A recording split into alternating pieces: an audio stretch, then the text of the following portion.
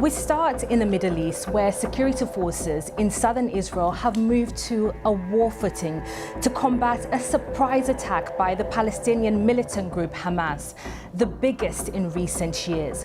More than half of Israelis and three-quarters of Palestinians believe the other side wants to take their land.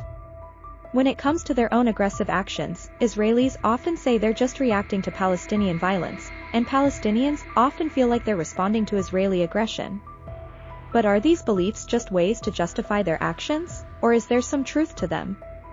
In other words, do Israeli attacks on Palestinians happen because of previous Palestinian violence, and do Palestinian attacks on Israelis happen because of earlier Israeli violence? To understand what's happening, let's look back to the 14th century. The land that we now call Israel-Palestine had been under Ottoman Empire for a long time. During the Ottoman era, the region had a diverse population, including Muslims, Christians, and Jews. Important religious places like the Al-Aqsa Mosque, the Wailing Wall, and the Church of the Holy Sepulchre were there. Around the late 19th century, the Ottoman Empire weakened, and the British took control of the area. The British made a plan called the British Mandate, which supported the idea of a national home for the Jewish people, and allowed Jewish to move to Palestine. But as more Jews came, tensions grew between them and the Arab population. Both groups started wanting their own separate nations. At the same time, more Jews were joining a political and ideological movement called Zionism, which said that Judaism wasn't just a religion but a nationality, and they deserved a nation of their own.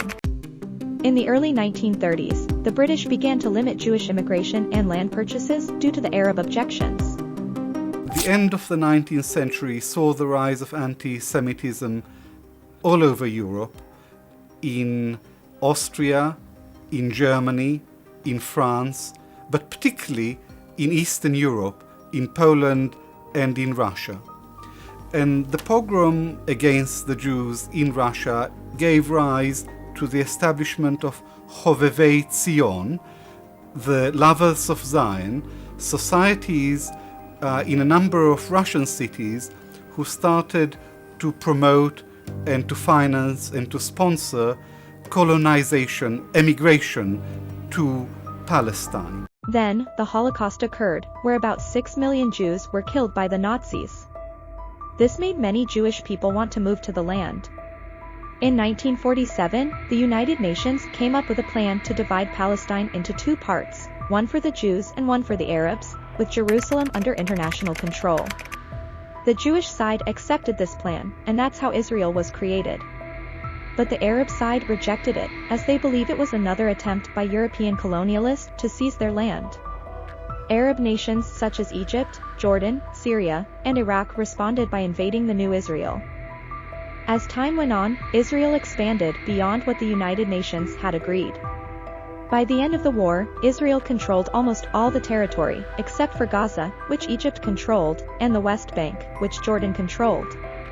This was the beginning of the decades-long conflict between Arabs and Israelis. The most serious consequences of British policy during the war was the encouragement of Arab nationalism and Jewish nationalism. And in the aftermath of the First World War, Britain was left with this legacy of double-dealing and of betrayal, which was to haunt her for a long, long time. The Palestinian Liberation Organization, or PLO, formed in 1964 to fight for a Palestinian state, fought against Israel. In 1967, Israel took control of the Golan Heights, the West Bank, Sinai Peninsula, and East Jerusalem during the Six-Day War.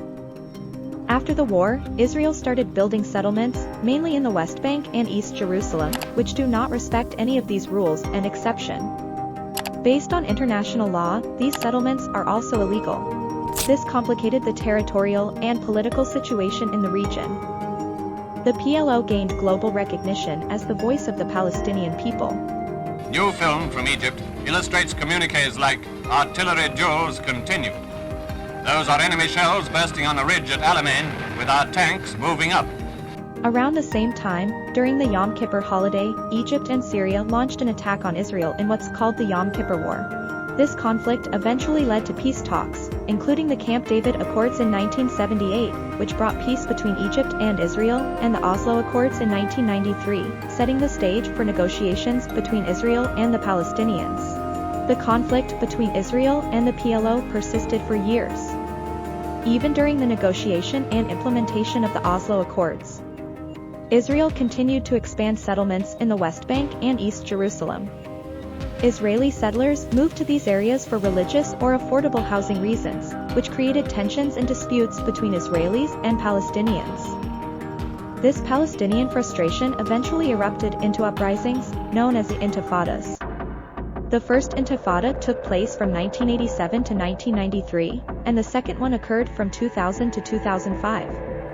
The Second Intifada resulted in significant casualties on both sides, with thousands of Palestinians and hundreds of Israelis losing their lives. It also led to a shift in Palestinian politics, with Hamas controlling the Gaza Strip and Fatah leading the Palestinian Authority in the West Bank. Hamas was encouraged by Israel to form Islamic societies, specifically in Gaza, before Oslo.